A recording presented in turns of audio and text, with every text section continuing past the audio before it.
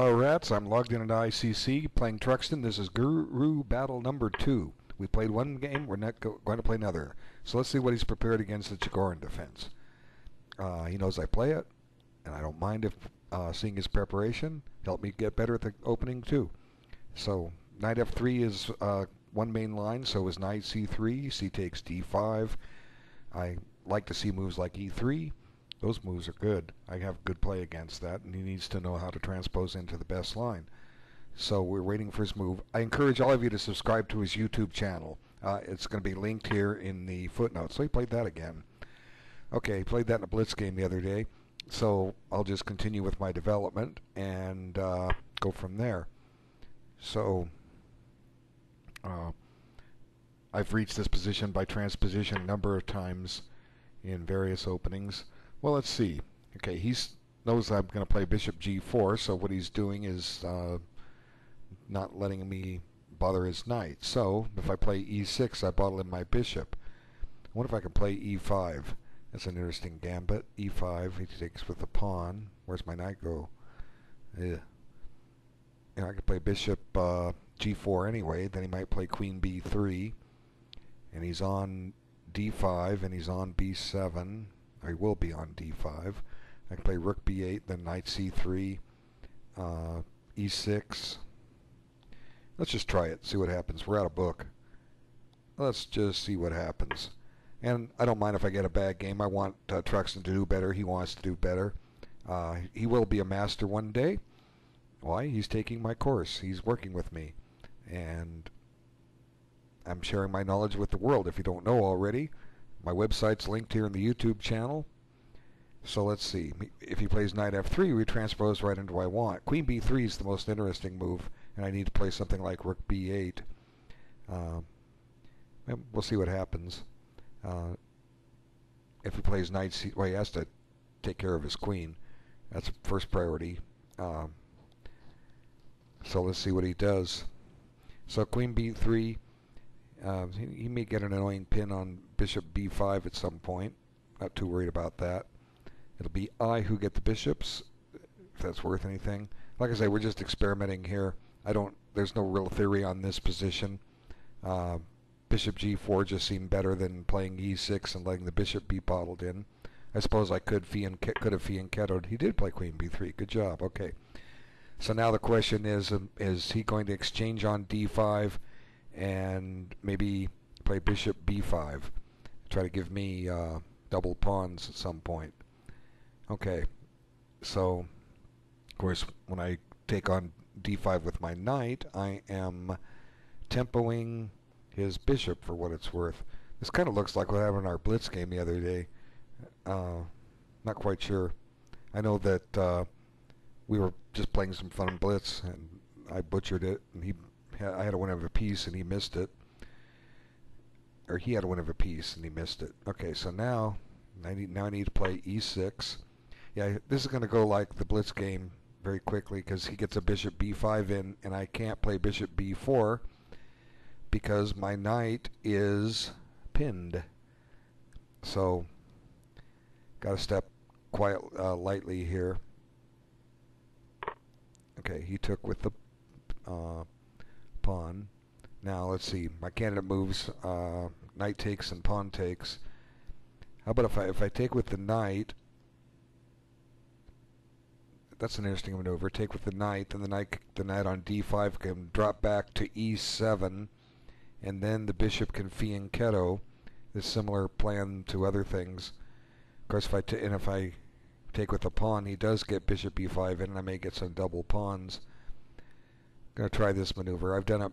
It's similar to some other Chigorin type defenses. Of course, he can take with the knight on d5, but that's all right. I'll let him. I'll be able to check on b4 at some point, and then castle out of the pin if he gets bishop b5 in. Okay, he took.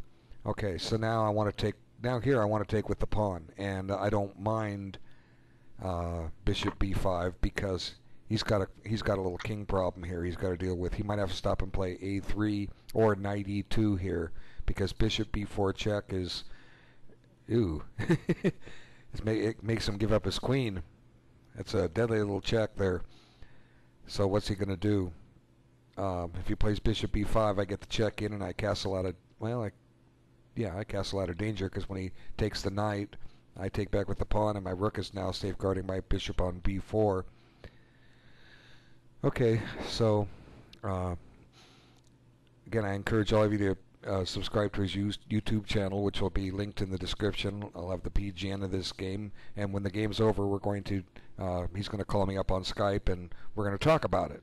And then I'll upload it, and he'll be able to see what I had to say. So, yeah, bishop b4 is a serious threat. It's threatening his queen, so he needs to deal with it. I think a3 is slow. I think knight e2, I might even just be tempted to take that critter. Bishop takes e2 and then check him on b4. He might have to play a3 here. So he's thinking. He smells a rat.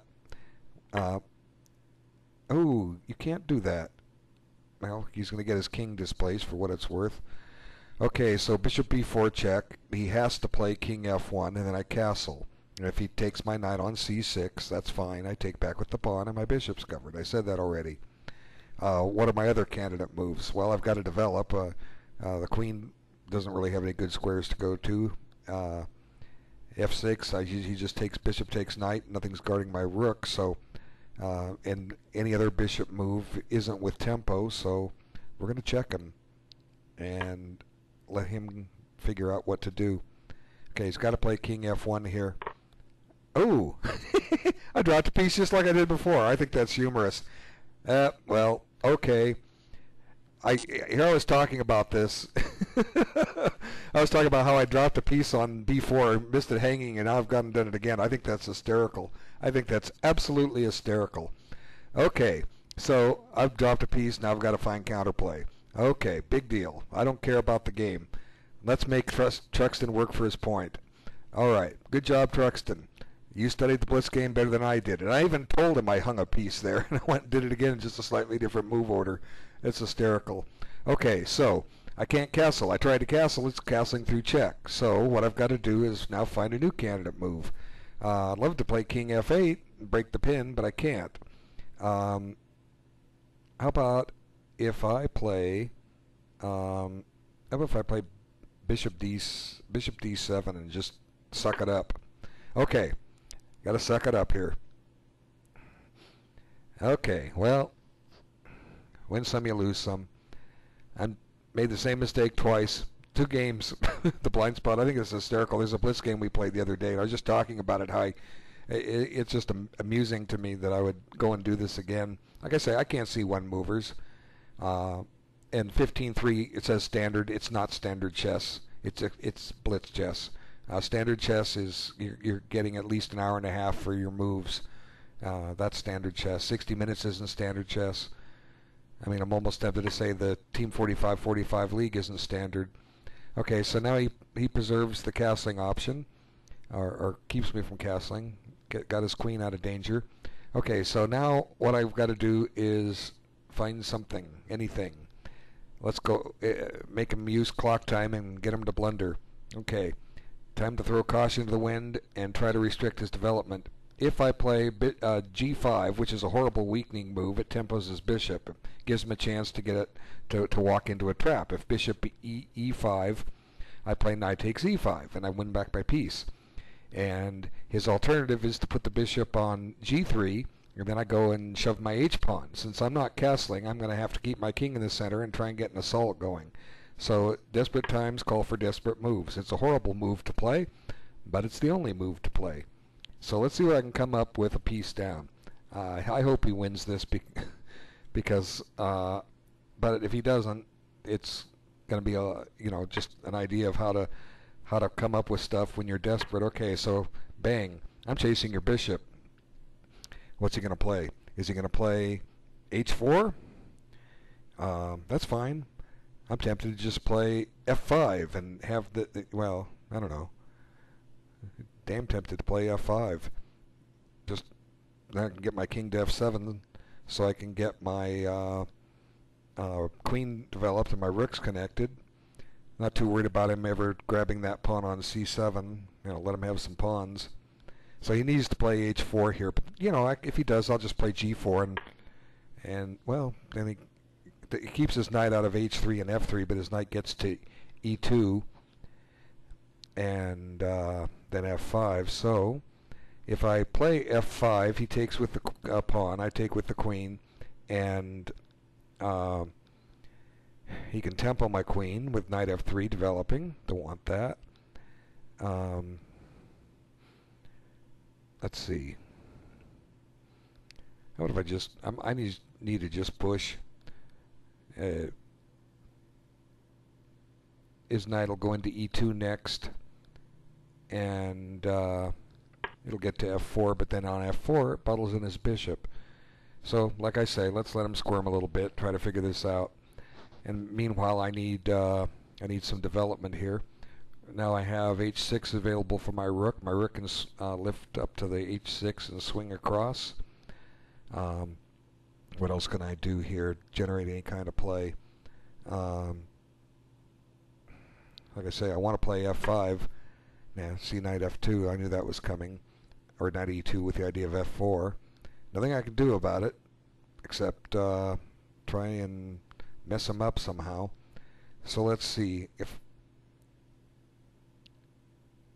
If I put the pawn on f5, the king can go to f7. Then my queen can go to f6. And what's guarding d5? Nothing. Okay, so he's going to attack d5 in a moment. So what do I need to do to rectify that?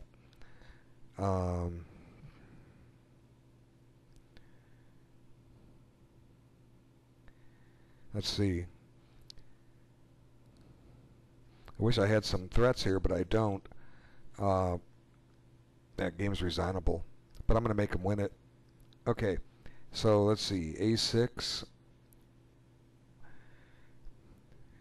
Because does his bishop have better squares? d3, not really all that swift. It gives him a chance to take my knight, give me some breathing room, and he might take it anyway and gobble that pawn. I'll just play a6. Where's my mouse? There it is. Okay, mouse didn't want to cooperate. Okay, a6. All right. I need to get a defender on d5 here in a second. So if he puts his bishop on d3, it's on a great diagonal, but what else does it have there? Maybe what I can do from here is you know, my bishop would be a very tall pawn on e6, and I can always try to remaneuver the knight to e7. Oh, good, he took. Okay, now he's got some white square difficulties. If the knight goes to f4, I can put my bishop on b5, and it's kind of planted there. He can neutralize it with knight c3, but that's all right. I've battened down the hatches on the excuse me. I've battened down the hatches on the queen side, and go about my business, getting whatever left of whatever else I have developed. So if he knight f4 is screaming to be played. It's a great square for his knight, but it blocks in his bishop. So let's see. Okay, as I say, the queen side is covered. I don't really have any kind of a pawn break anymore on the king side. I've taken all that away. Sacrifice a pawn on f5 or f5, f4 doesn't do anything. Now, like I say, I've got that diagonal. I can pin his knight. Otherwise, it'll go to c6. If I pin it, it just becomes a nuisance. He guards it. Then I park the bishop on d3. And then, I say, so bishop b5, rook fe1, bishop d3, rook d1. Man, he's getting his rooks developed on my account of my bishop. Then bishop b4. Hooray! Now the bishop's on this nice little square, and he can't play f3 because he drops a pawn. But he goes and plays knight c3. Okay, now he's crawling all over my bishop, so I play f5 and invite him to take it. And he does, and I just try and lock up the board and make him open up the game with a pawn break. What else? I can't find anything else. I just got try my best here. Go attack a piece.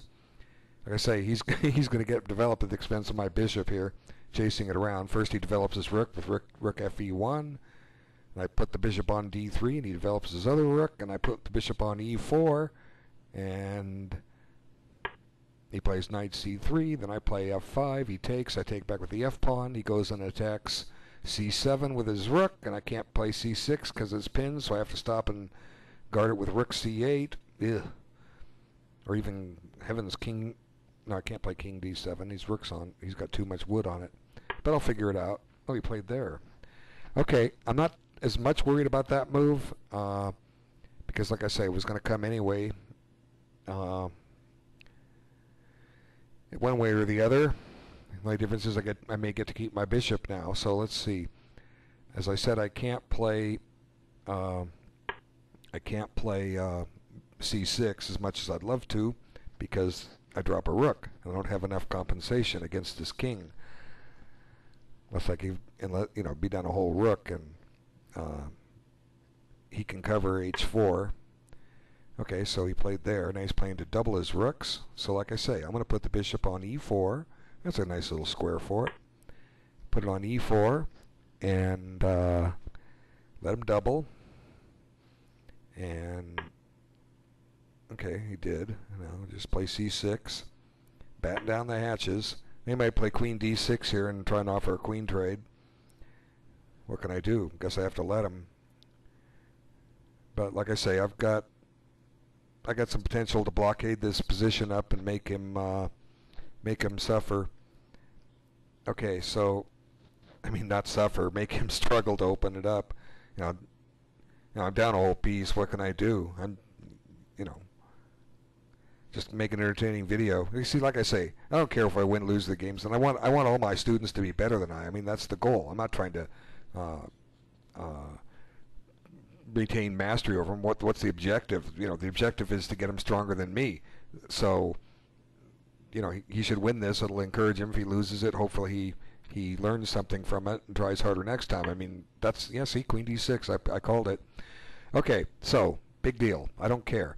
I'm on the white squares, and you're on the black squares, and you have no targets with your bishop. So, I'm going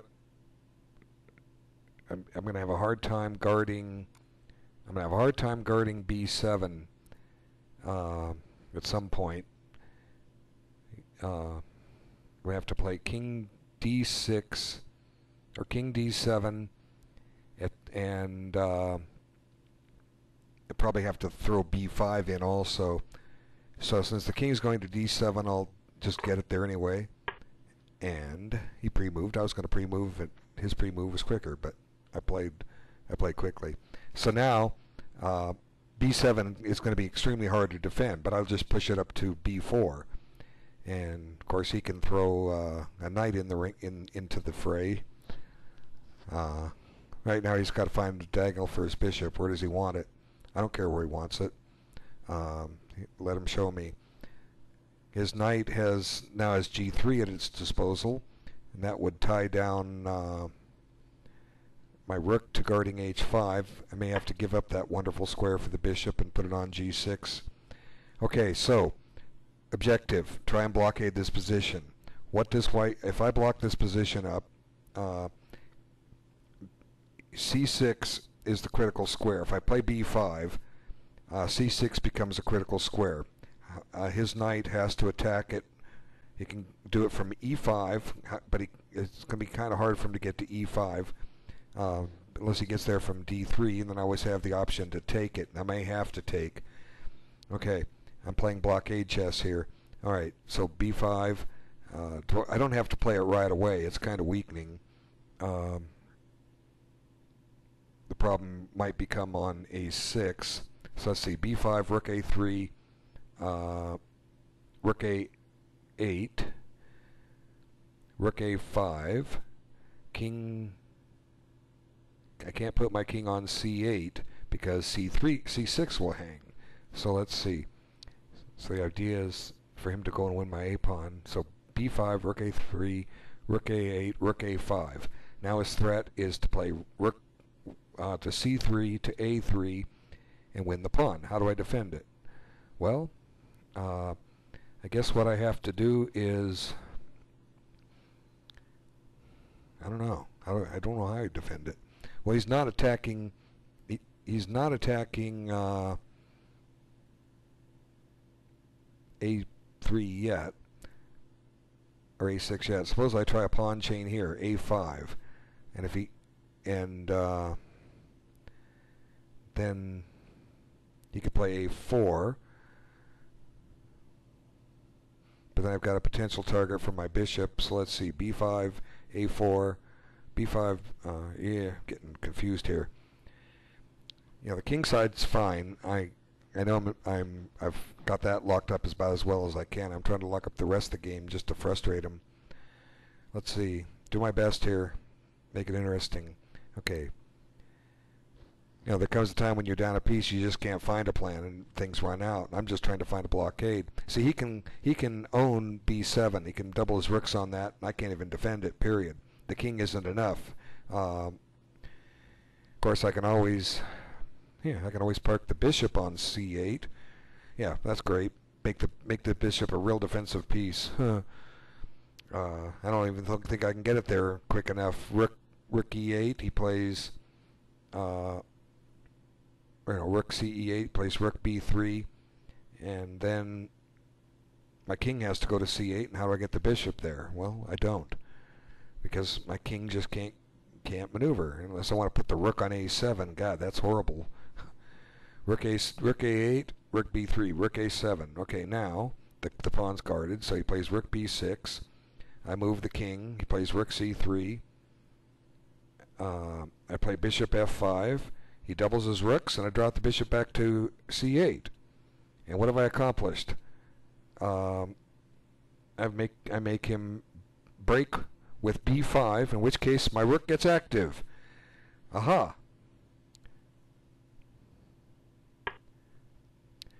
This will confuse him. Rook A's the plan. Rook a7. If he goes after my my pawn. I don't need to push my pawns. It weakens them. I got to find a new strategy. So rook a8. What's he doing? Well, the plan is to put it on a7 to guard b7. Now I'm going to put the bishop back on c8. If you let me. You know, he may not let me. I don't know. I'm going to try. He can play knight g3, and that plan is out the window. But still, I can guard b7 with my king on c8, my rook on a7. And get the A file if it ever opens up. Maybe. Gotta watch my time here. Make him think. Well, he's up a piece. He can't do that bad. But if I set up a blockade, okay, he did play there. Now, do I want the bishop to become a tall pawn, or do I want it to be off the board? If I play bishop g6, that frees my rook. And his knight doesn't really have any good squares. He would have, God, that's just total defensive chess. Yeah, I'll do that and play f5. Okay, so I'm going to give his knight, his knight's just not going to have any good squares here. That's just the way it's going to be. Sorry, Mr. Knight, you're going to have to move again.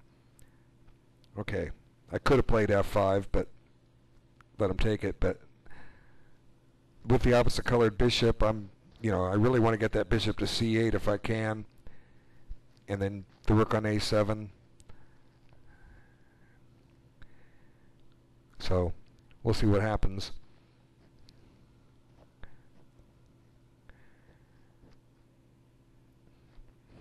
This is a good exercise. When you're losing, you can still find a plan, and I'm just down a piece for absolutely nothing, and kind of silly, huh? How could I make the same mistake twice? That's amusing. I'll have to put the PGN of that other Blitz game in this so that you can see what I did. I talked about it. It was played over at chess.com, and I put the bishop on b4, and it was just there for the taking. He didn't even take it, and here I'm talking about it. Just got caught up in the excitement of it all. Okay, b4. Okay, here comes the minority attack. Okay, now, there's no point in pushing f5 now because he can't get a rook to b1.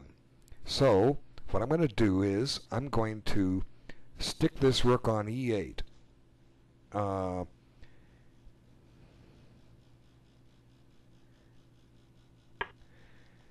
Stick that rook on e8. That'll just kind of help restrain eventually e4 by him. Here comes his minority attack. Now the moment I play f5, I give him the b1 square. So let's see, he's playing b5, I take, he takes. And it's time to overprotect c6. Okay. Ricky's, white squares are mine here. Look at all my pieces. Every single one of them's on a white square. Every single one. And he doesn't have a white squared bishop, so I can get away with this. So now maybe what he's going to do is double his rooks up on the A file and then try to oppose me. Well, we'll let him. Not too worried about that. What can I do? I can't. Beggars can't be choosers. I'm defending, and I have 2 minutes left on my clock. Okay, so he needs... Oh, thank you. I have c6 overprotected, and I've just activated my rook. Now, I don't care if you take another pawn. Like I say, my rook is now active. I don't know if I can do anything with it because I'm down a whole piece for crying out loud. But his entry point... He'll have some entry points on the B file. If I want to trade a set of rooks off, I just might. See, there's no hope on the 7th. I mean, the 7th is so natural a place to go, but I really don't have a lot of hope there. But I'm going to have to come up with something here. Okay, so taking on b5 is horrible. It just lets his rook come down my throat. So let's see, rook ace 2, pawn takes, rook takes, pawn takes, and then he plays rook b. No, he can't play rook b1 because I've covered it with the bishop. Okay, so I'll just stick the rook on the 7th. I'll trade a set of rooks here. I think I need to. I mean, attrition will get me, but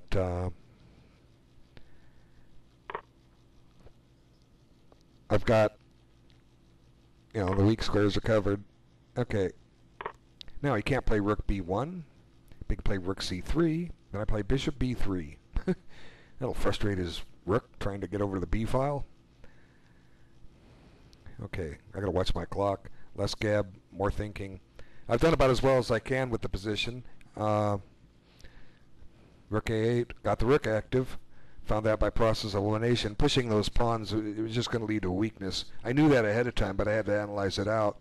So the longer you keep the lesson there, as longer you keep your pawns back where they belong, the more solid they get. Look, I shoved my kingside pawns. Look at that. Ugh. They're immobile. They can't do a thing.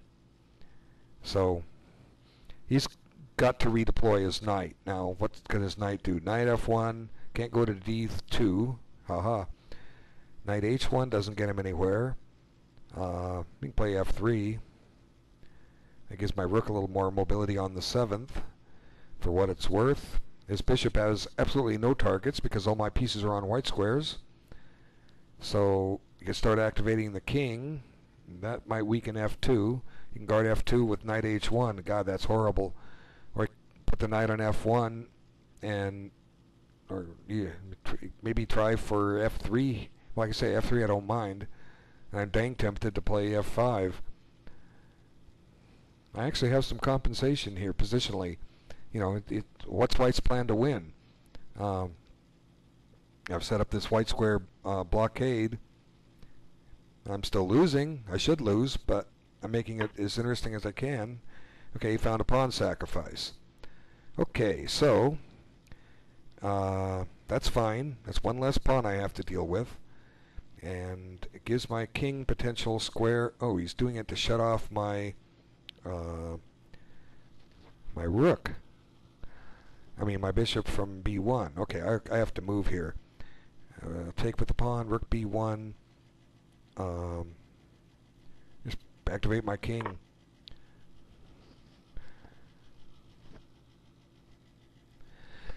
So rook b1 here, I'll play king king e6. Okay, he played there. Okay, so I gotta watch my clock. What's he trying to do? Dang, I want to play King E6 here, but I can't. How about Rook A6? Rook A6. That way I can play King E6. I'm trying to activate my king, trying to activate anything. See, the rook really, my rook on A2 really had no future there. He's covering F2. So I've just got to continue with my white square blockade. So what I'm going to try to do now is somehow try to get F4 in. I don't know if I can. The king looks good on D5, but he just checks me out of there. He's trying to, oh, I see what he's doing. He's going to play Rook C5 and win the H-pawn. Okay, well, can't see everything. I guess yeah, see, Rook C5. Okay, so there goes that pawn. It's a goner. I could play F5 here and lose that one too. So let's just give a spy check. Always check. It might be mate. Okay, now let's play.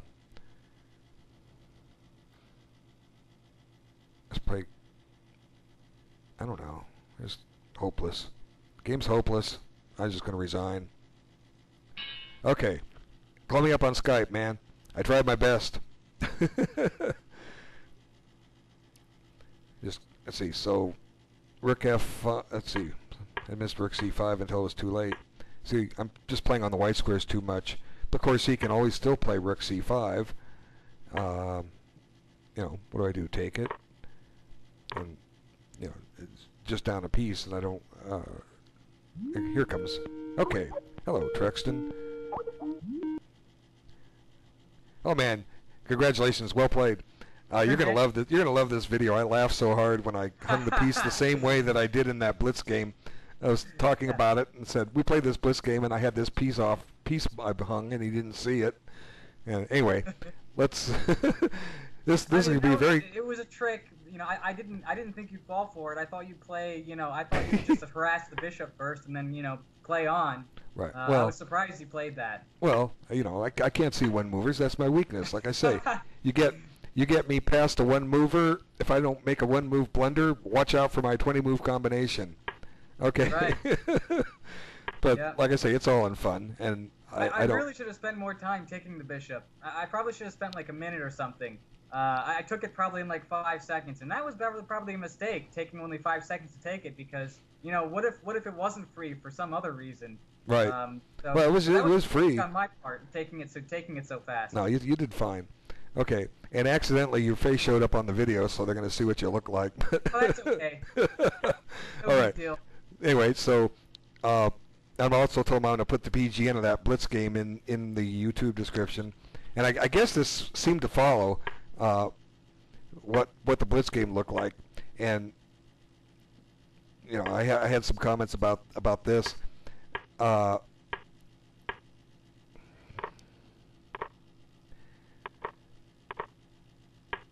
So let's see. Obviously, I'm sitting here looking at this. What do you do here? You got to play. I'm thinking you have to play A3, and yeah, I didn't want to play A3. I looked for right. alternatives. And I'm saying if you play knight E, I was thinking you had to play knight E2, and I said, well, I might just take it. Bishop takes E2, and then go right. check you out. And I said bishop B5, and then I check him, and his king has to go to F1. And, right. exactly like I hung the piece there before, which is amusing, that I go and make the same thing. But, that happens in chess. It's the blind spot. It's a good lesson. And I say... I played bishop B5 purely to stop bishop B4 check without playing A3, because I was thinking about playing F3. I was thinking about playing bishop E2, F3... just to get king F2 in, but all that just didn't seem right. I mean, I didn't want to play F3 to put the pawn on E3 on, a backward pawn on your semi-open file. And I didn't want to play A3 because it seemed like a big fat waste of time, because you could just play bishop D6, you could play you could play anything. And basically you're at least equal, if not better. And I'm not even sure if my move C takes D5 was even right. It just seemed like it helped Black, so it's definitely something worth analyzing. Right. Yeah, it's the homework on this will self-analysis and so forth. We can't solve it all here. We're not going to try to. Right. But I just laughed out loud when you oh my God, it's just like I did it before. And I said, okay, time to find a plan. You know, what do I do?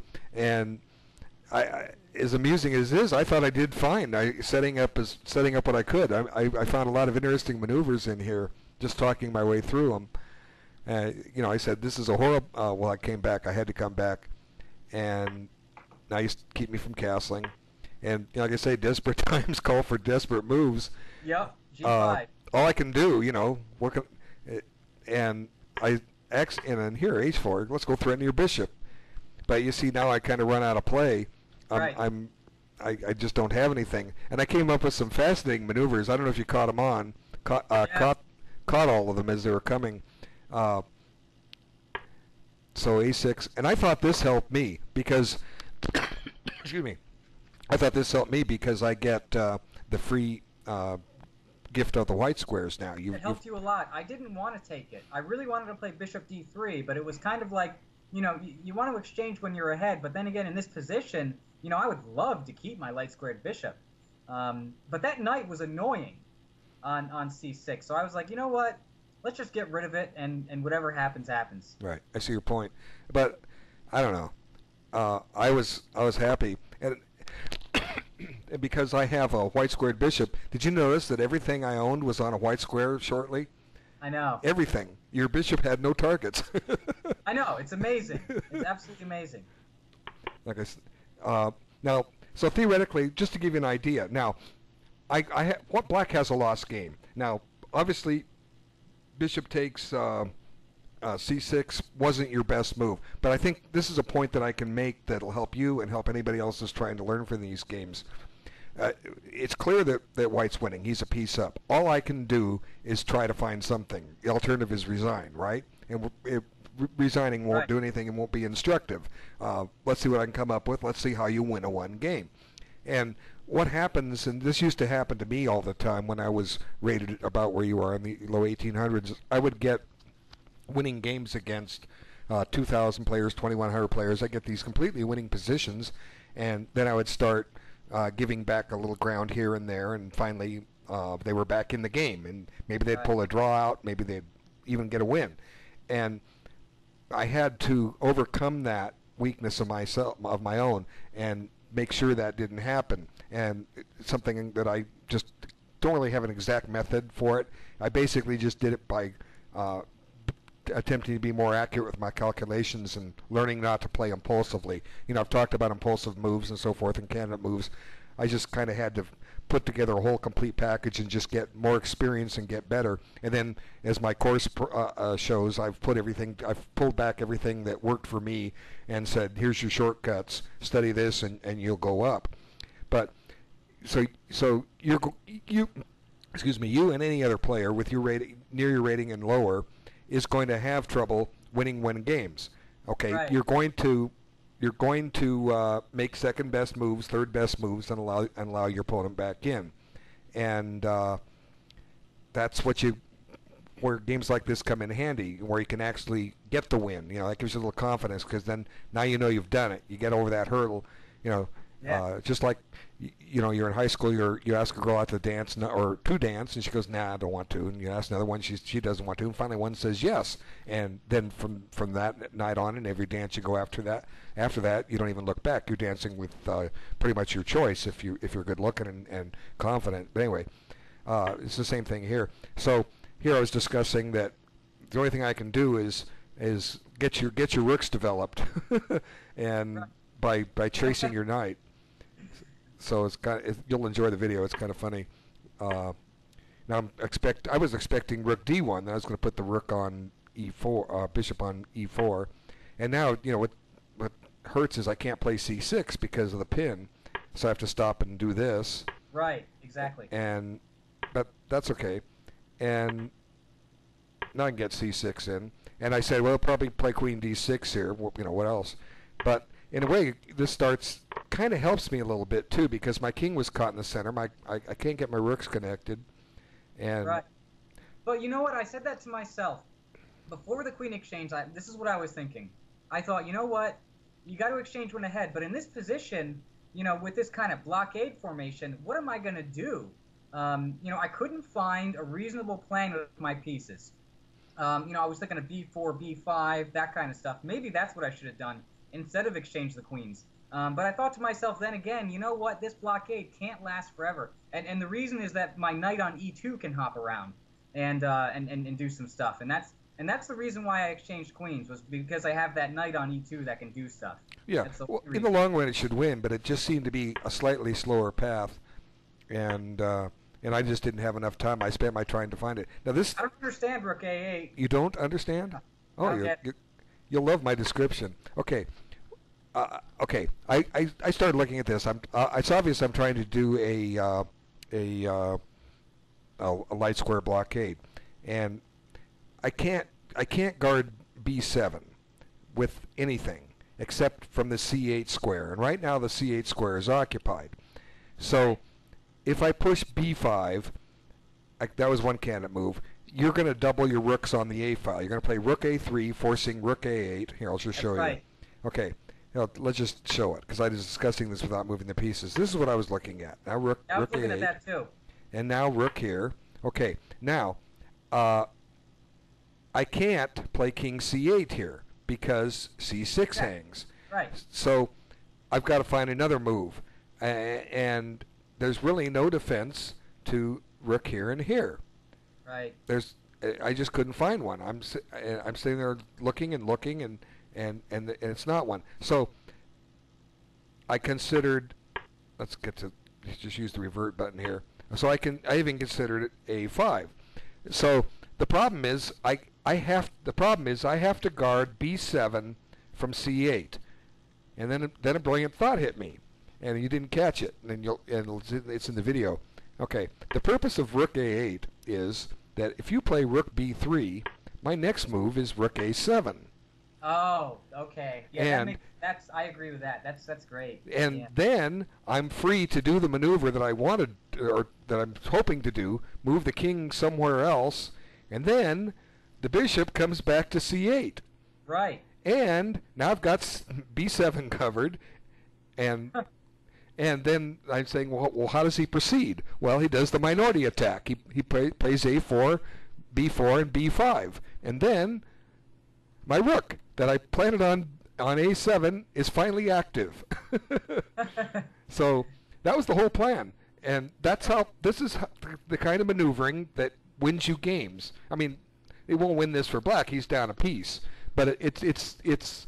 And how did I solve it? Now I solved it through process elimination. Now a grandmaster could, like Fischer, he'd look at that and say, well, you have to put the rook in A7 because it'll be active when he does the minority attack, because you can't cover B7 any other way. Right, because of C7. So I've got bishop on there. So I backed myself into it. It took me a while working through the variations, and it finally came to me. It was just basically. I figured you had some kind of strategic shenanigans with that move. I couldn't quite the whole Rook A7 thing. I didn't see that. Well, now you've seen this maneuver. It's a very useful maneuver, and basically it came to me in desperation. What else is there? Right. The idea is to get the bishop on E4 to C8, and if I do that, your only way to break open is with the minority attack, and even then it's not clear exactly how you break in, because the game is going to last 20 so yeah. You know what I mean? Right. I'm not going to smash you if you have this defensive setup. So I like your defensive plan there. That's really smart. Right. So you basically, black's down a piece. You're basically thinking like this the whole game, and try to put together a complete game with this maneuvering and so forth. This is why my positional understanding of chess is well over 2,400. That's what the international masters are telling me, is because I can find maneuvers like this and understand the total reason for it. Yeah, White's still winning. White will find a win against this eventually, but the longer I make him struggle, then the more frustrating it'll get. So I was saying, I hope he wins this, because one or two things will happen. It'll be devastating if I pull a defense or if I get a draw, and right. And how will he react? So anyway, that was. What's funny is I didn't get in my mind. I never said to myself, I hope he doesn't find. I hope he doesn't find a blockade, because I didn't in my mind, all I looked for was plans of how can I proceed, how can I bust open the position. I didn't boggle my mind down with negativity, with words of like, right. you know, I hope my opponent does it, because I find that when I think things like that, I make worse moves.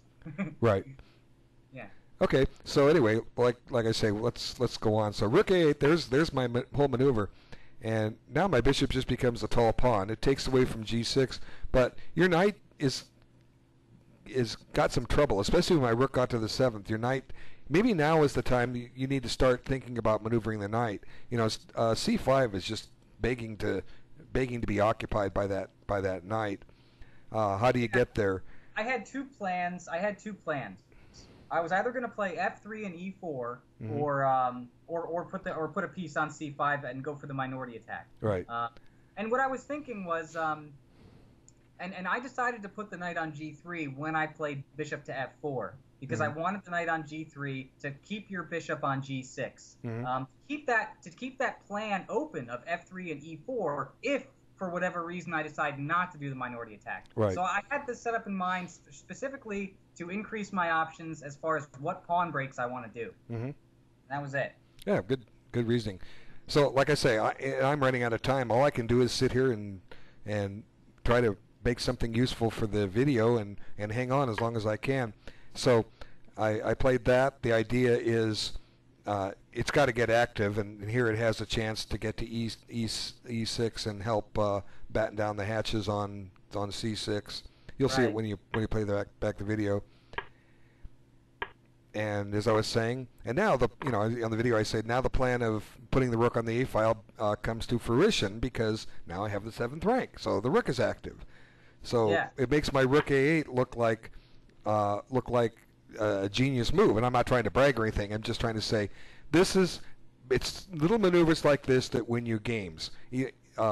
If I still had a piece on the board to make this so I'm not losing, like let's just picture for a moment a black bishop. Let's just picture that I have a black bishop here. Okay. Right. Now, how do we evaluate that position? Well, you've done your minority attack, and now I have something to counter the c5 square. I have the bishop pair for what it's worth. I can when you take on b6, I can, or c6, I won't have a passed pawn or anything, but I'll still have a slightly better position. And one thing to be said about it is the fact that I got a rook to the 7th rank, and you don't. And it's not much of an advantage, but it's just this tiniest thing. If I have an extra piece on the board, then my plan is worked. Sorry to interrupt you. Go ahead. You know what I missed? You know, I don't like, you know, to allow my opponent's rook to come to my 7th rank. I really try to avoid that because it's not something that you want to allow. And what I missed was I was going to respond to rook a2 with rook c3 to c2, but I can't, because your bishop on g6 is controlling c2, and that's what I missed. And that's what led me to my plan of sacrificing a pawn on e4. So to put a piece there, because I wanted to play either rook c2 or rook b1, but I couldn't because of that annoying bishop. Yeah, that bishop's just a little pest, isn't he? That's why you need. That's why you need your light squared bishop. So next time you won't trade it off. No, I really won't. I learned from that. Okay, and you know, like I was saying in the video, you know, I make a very good point. I'm working with you. You're my student. I want all my students to be stronger than I. Because what's the good of just getting you where you can't quite get as good as me? Then I look like a failure. If I help you guys become chess masters, which my claim is, if you're dedicated, I can do it, and then you go beyond me, then it justifies everything that my program is about. That it does work, because it worked for me. It can work for you, and by you I mean anyone who I'm talking to, you listening, you playing against me here, everybody. So the whole objective is I basically share everything out of my brain, so that and conduct these games with the thought process. I don't care if I lose these games. What's the ego? Oh my God, I lost to my student. Well, I'm glad I lost to my student. He's learning. Yeah, I had to give him a piece, but he still played a pretty good game after that. You know, the suspect move, bishop takes c6. But here I figured I had to get rid of one rook. Maybe I don't. I just didn't have enough time to think. I said I think I have to get rid of one rook here. Yeah, you were in trouble. The problem is, you're going to get a rook down here on the 8th rank right. or 7th soon enough. So I got to get rid of one rook, but that's fine. I'm still on the white squares. Look at that. All my pieces just dancing around on white squares. Here, I had to play e4. Yeah. I didn't see it coming, but then I don't really have time. I don't know how much. He spent close to 2 minutes on it. I don't remember everything I was talking about, but you'll see it when it's on the video. Okay, so e4. It's a good move. I could, I suppose, take with the bishop. Yeah, but you don't want that because then you're just clearly lost. Well, yeah, but okay, what are you going to do? In this position, I would consider knight takes h5 to get a fork in on f6, and I would also consider knight takes bishop. I'd also consider rook e1. I'd consider those three things. Rook e1. Well, doesn't that just give me a free pawn? Well, I'm looking at an X-ray, and I'm looking at knight takes e4, and then if you take back, then I can take on e4, and if you move the bishop, then maybe I can get in on the e-file. Well, somewhere. You're saying rook e1 in this position. Rook e1, don't I just back the bishop up? What am I missing?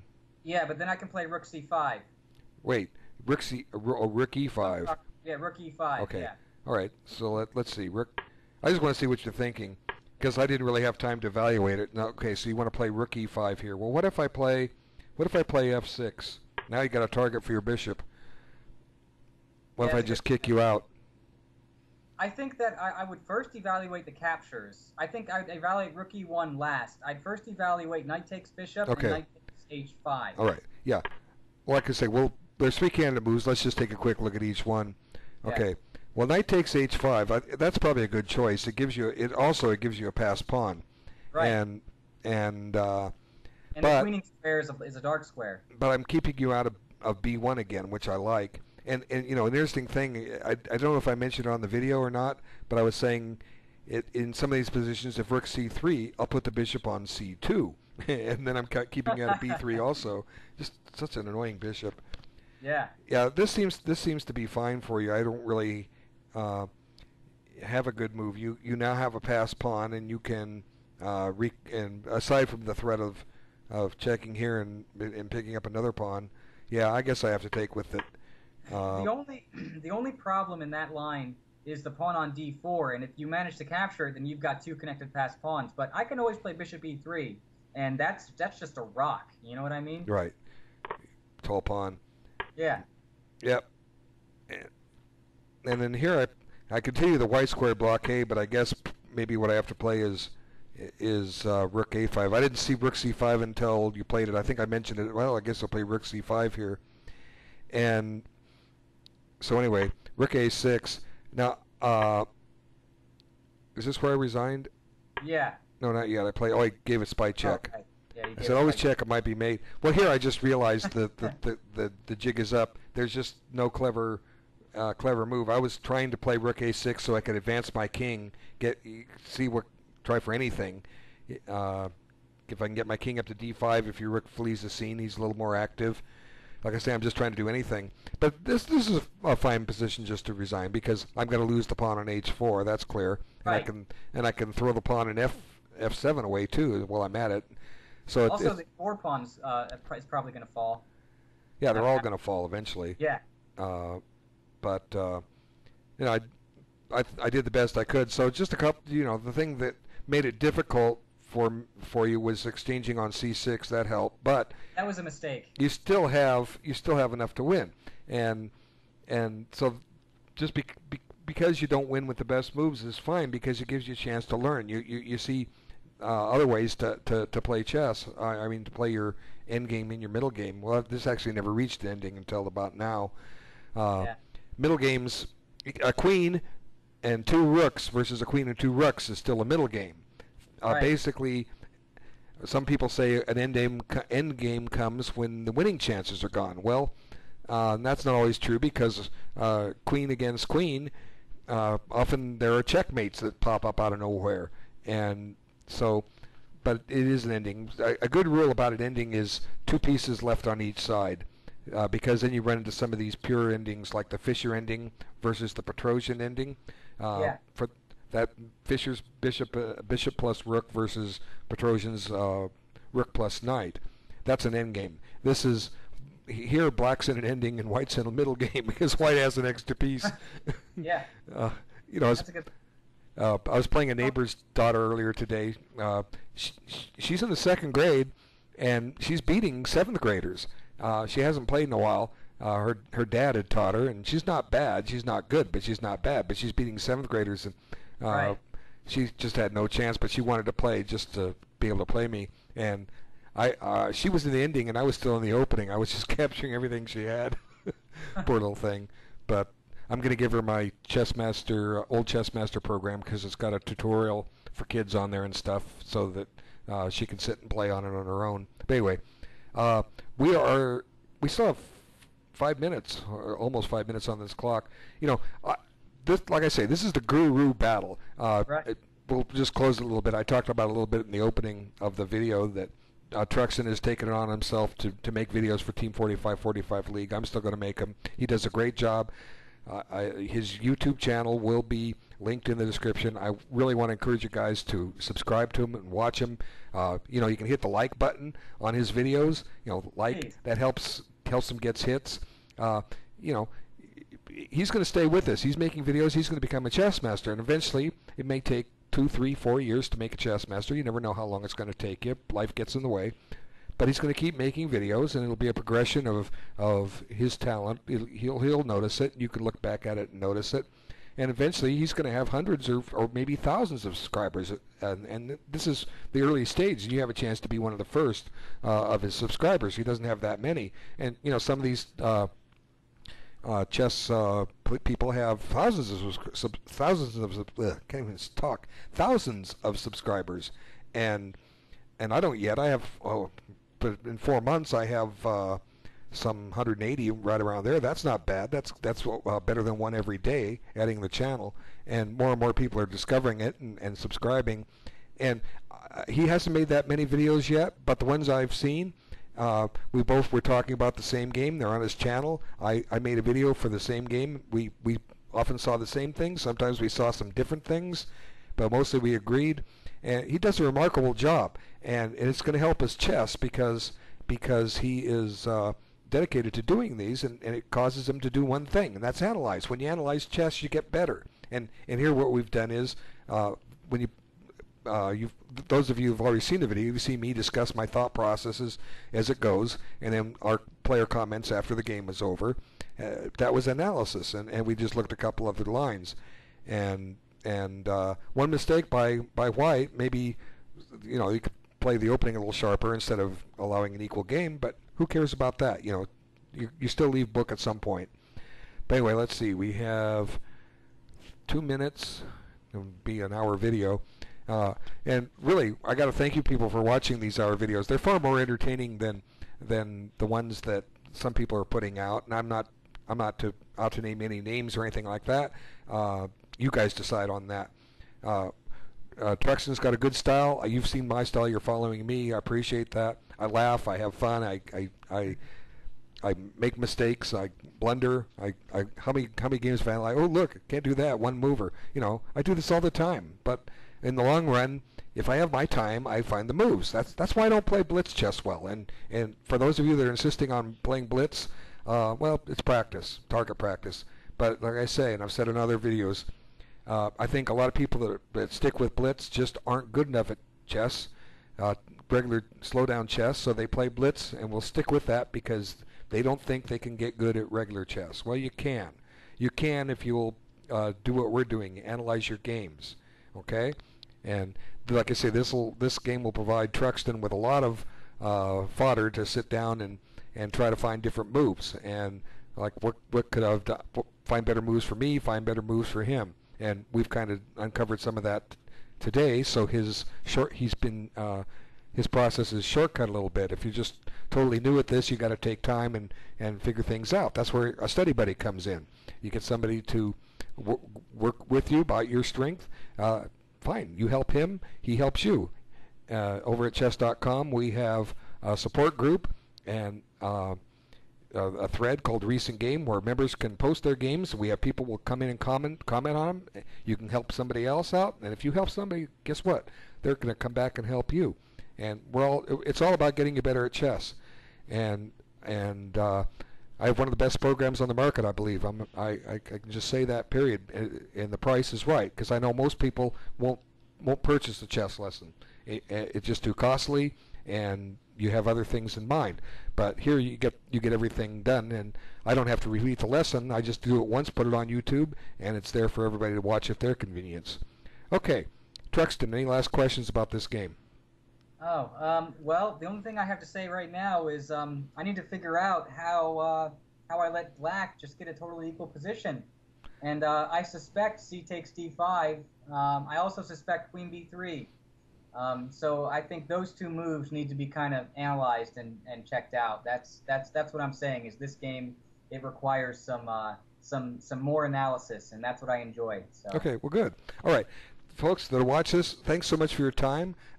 Score now in the Guru battle is 1-1. Who will take the lead? I hope he does. I hope he finds a magic pill and becomes Bobby Fischer reincarnate tomorrow. But anyways, God, obviously that science fiction won't happen. But anyway, thanks everyone. I'm going to close the video and then talk to Truxton for a few minutes and then get this uploaded because he wants to see what I said. And everybody else, you've played this, you've seen it already, so he hasn't yet, but he will have by the time you see this. Okay, thanks again for your time. Take care.